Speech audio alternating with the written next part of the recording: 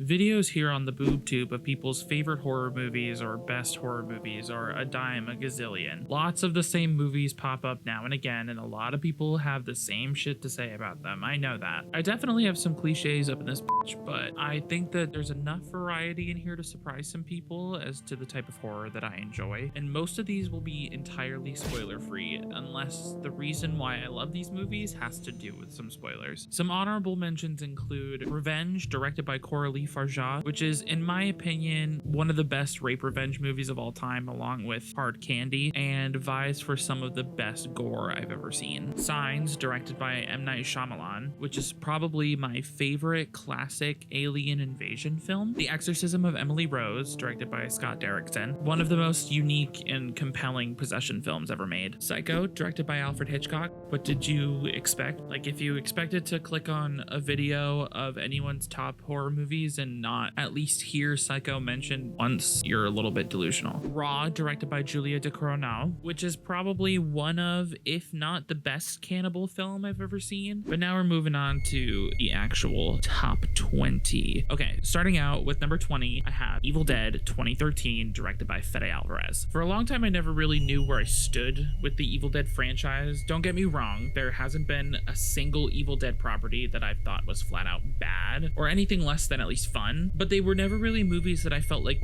rewatching. I tried to every once in a while, only to get bored, especially with Army of Darkness. But Fede Alvarez's 2013 reboot did the craziest thing by elevating both the franchise and, in my opinion, the horror genre at the time. I loved this movie specifically because of how seriously this film and the team behind it takes the genre. Fede Alvarez is a director that I adore because he commits to keeping things in camera, and the movie proves just how gross you can get with in-camera movie magic. This is some of the only sequences to this day that I can't look at, specifically the tongue splitting scene and the face carving scene. It's also one of the only horror movies that's ever made me physically sick the first time I watched it because of how rancid the vibes of this movie are. You can smell every decomposed body, every drip of vomit, every drop of blood as you watch it, and it feels like this movie's like an EpiPen, like straight to the chest. However, I also don't think that people appreciate Jane Levy's unrelentingly dedicated performance enough, and I wish that she was regarded higher in the pantheon of final girls. Fix on this motherfucker! Number 19 is Wreck, directed by Paco Plaza and Jaume Balaguero. Similar to Evil Dead 2013, Wreck is a movie that perfects nonstop horror from the beginning to the end. Even in the opening scenes when there's a lot of downtime and there's not really much going on, just people walking around a firehouse and being interviewed and pretty mundane stuff, there's this tone that feels like it's just gonna flip a switch at any time. And when it does, it goes to 10,000%, and it really doesn't stop until the literal last frame of the movie. Number 18 is The Loved Ones, directed by Sean Byrne. Hell really is a teenage girl in this movie. Sometimes I just really want to watch a movie that feels like I'm getting metal injected straight into my brain. And Sean Byrne is the kind of director that's perfected that style for me. Lola is one of the most fascinating horror characters of all time, for me at least, and I want more stories about her and the boys that she's held captive in the past. I know that sounds screwy, but if you've seen this movie, you know exactly what I'm talking about. There's nothing forgiving about this movie and how dark it goes, and I appreciate that so much. It never falls into campy or exploitative territories. It's just a really solidly written and executed torture bloodfest. You just have to see it if you really want to understand. Number 17 is When Evil Lurks, directed by Damien Rugna. I really think I've seen everything in a horror movie, and every year I'm proven wrong, and this movie was that movie for 2023. And last year, this ended up being one of my favorites of the entire year, and for very good reason. I don't think I've seen this truly sophisticated of a splatter film in a long time. I don't think that I've been this shocked by a film in a very long time. This is one of the only movies I've ever seen where I needed breaks to take a shower and go for walks. The world that this movie sets up makes any form of violence feel completely inevitable, and I never expected the violence to feel so unbearably unrelenting. It's some of the most gruesome and just deeply disturbing violence I've seen in a horror movie in a minute. And if you've got a strong stomach, I highly recommend it. If you can't even handle, say, watching a David Cronenberg movie, don't touch this movie with a 10-foot pole. Number 16 is Twin Peaks Fire Walk With Me, directed by David Lynch. I only watched Twin Peaks in its entirety for the first time in 2022, and never did I expect it to frighten me as much as it did. Certain episodes ended up being some of the scariest pieces of media I've ever seen, and this shot up to my favorite horror movies as soon as it ended. This was what I was looking for from the show to lean into before I watched The Return, and by the end of it, I was so horrified and upset that I wish that I hadn't wished for it. It's an impeccably written movie with some of the most tense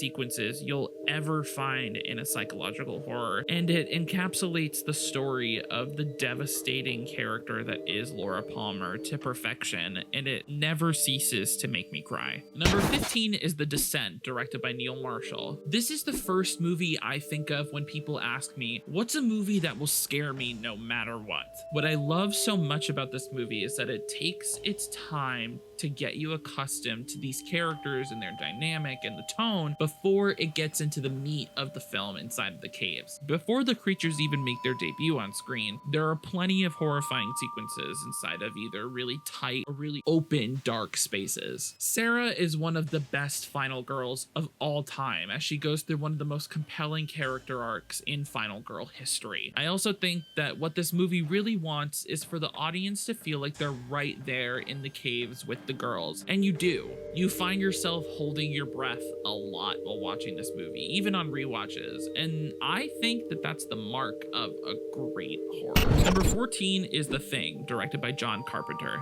I mean, what really else is there to say about this movie? I think if you're watching this video, you've at least heard of this movie. What I will say is that I'm really glad that my generation doesn't sleep on this movie. When I tell people I love horror, I actually get asked about this movie pretty often. And the fact that the legacy of this is carried on is actually really comforting for me. Number 13 is The Empty Man, directed by David Pryor. Now, before you gatekeeping bastards jump on my dick, let me explain. This movie is not perfect. The ending kind of makes very little sense. It's way too long, but this movie scared the shit out of me. But it also made me so excited to get involved in horror at some point in the future. This is the exact type of horror that I hope to make one day. Introspective, haunting, and ambiguous horror that leaves you constantly thinking about it when it's over. It elevates a creepypasta-like story to a meditation on psychological manipulation, and I just think that that's one of the most brilliant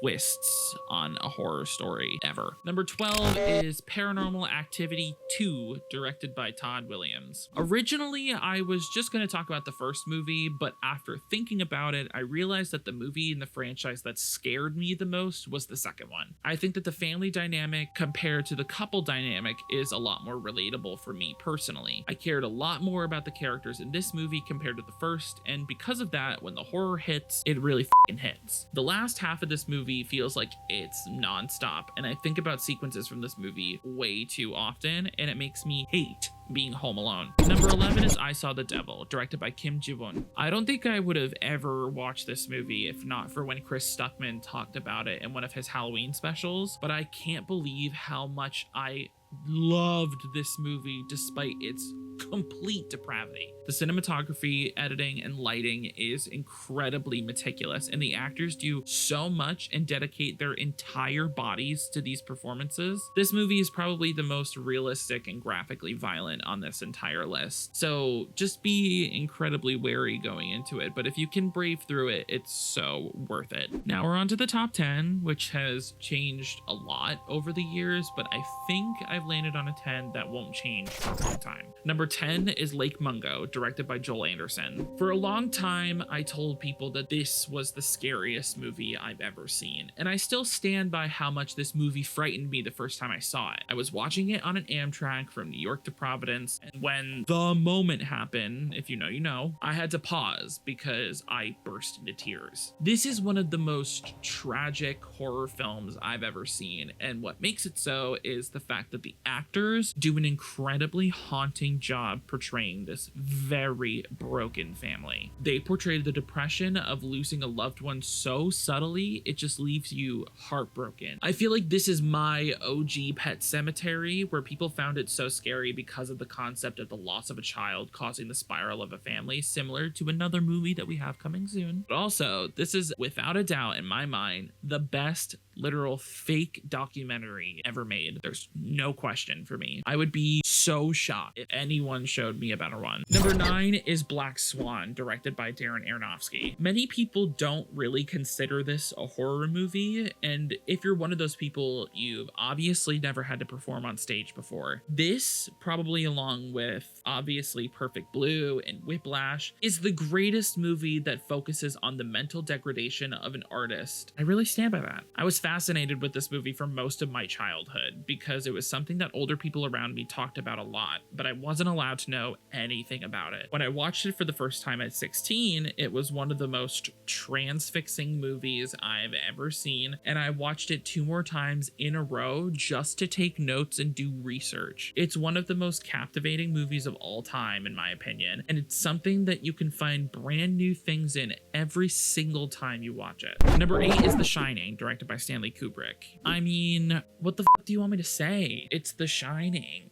Like, I genuinely don't think there's anything about it that literally anyone else has ever lived, that has ever, you know what I mean? Like, hello, I'm Shelley Duvall. Number 7 is Possession, directed by Andrzej Zawadzki. This very, very quickly dethroned Lake Mungo as the scariest movie I've ever seen as soon as I left the Metrograph when I saw it. Never did I ever expect this movie to freak me out as much as it did, but almost 2 years after seeing it, I still think about images in this movie and get the shivers. It's some of the most chilling imagery in a horror film, and this shot is the shot that signified to me that this would become one of my favorite horror movies of all time, but I also knew that no other movie was going to scare me as much as this, and I would be very surprised to find a movie that does. Number 6 is Hereditary, directed by Ari Aster. Now this is metal as fuck. This is the best horror movie to release in the past 10 years. Fight me, debate me, insult me, I don't care. No horror film in the past 10 years has been so meticulously made with such directorial flair and horrifying imagery in tandem with one of the most disturbing domestic dramas ever made. There are definitely comps for the quality of horror depicted here, but I can almost guarantee you that none of them are executed in a more disturbing way than this movie. Now we're getting into the top 5.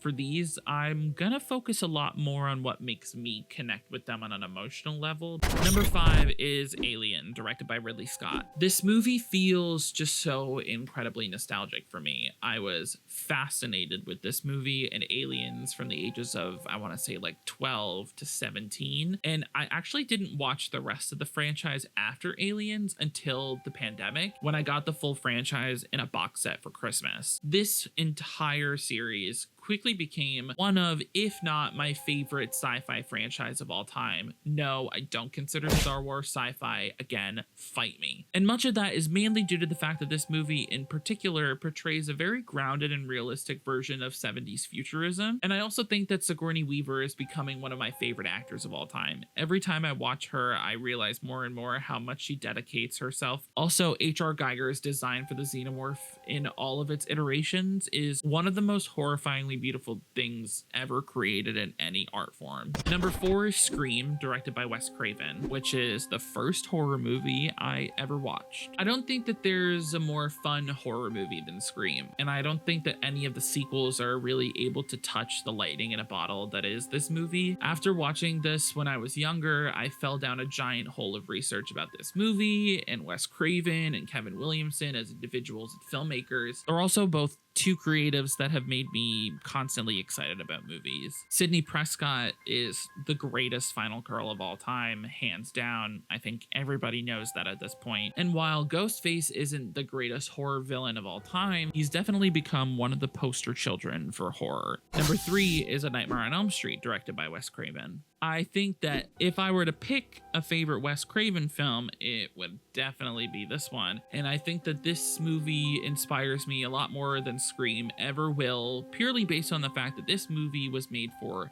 nothing, with nobody believing in it, including producers and a lot of the actors, and it turned out to become one of the greatest slashers of all time. Freddy is one of the most iconic movie characters of all time, and Wes Craven established himself as one of the greatest horror filmmakers of all time. Okay, my top 2 are probably the biggest cliches on this list, so at me all you want. The Exorcist, directed by William Friedkin. Throughout this video, I've said multiple times that I can't say anything new about what this movie has done or is doing, but I think I can tell a very specific story about my experience with this movie. I watched this for the first time when I was 13, and I hated it. I didn't think it was scary. I thought most of it was really boring, and I thought that the special effects looked really cheesy. Then I watched it again at 16, and I thought it was okay. I wasn't a huge fan of the Father Karras plot, and I thought that Ellen Burstyn's performance was way too over the top. But then I watched it when I was 18 over the pandemic, and it all finally clicked for me. What makes this movie so horrifying is 2 things. Number 1 is the obvious loss of innocence of a child. As an adult, seeing a child commit these incredibly depraved and sexual acts of violence is really, really scary. These acts are also things that any child could commit if they suffer a psychological break, until we obviously get into the demonic and religious elements of the film, which is the second thing. This movie makes you question everything. It makes you think about everything. It makes you care about everything. And that's what makes this movie so beautifully scary. It's the lingering fear of the unknown. Many movies have this, but none of them leave me as shaken as this movie, except for number 1 is the Texas Chainsaw Massacre, directed by Tobe Hooper.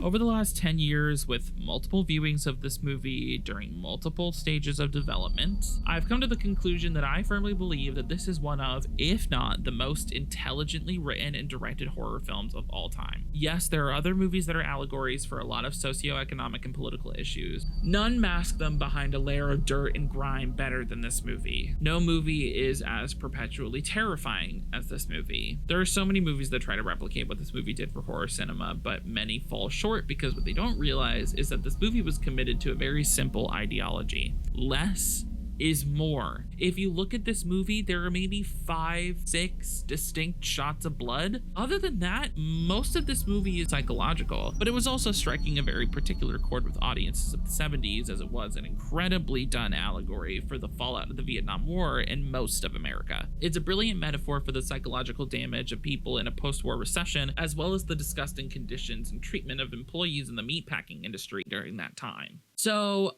I kind of told you, it's not a very original list, but it's my list. These are all movies that I've seen multiple times, save for a few for the sake of not shitting my pants again, and inspired me as a potential horror creator in my future. I've always been super passionate about the fact that horror is truly the most versatile genre in any form of storytelling, but especially film, and it should be appreciated as such. I have nothing but respect for horror creators, and I want nothing more than to just keep learning from what they're putting out there. If you want to take a look at the ever in development list of the ranking of every horror movie I've ever seen, go follow me on Letterboxd. My name is Jake.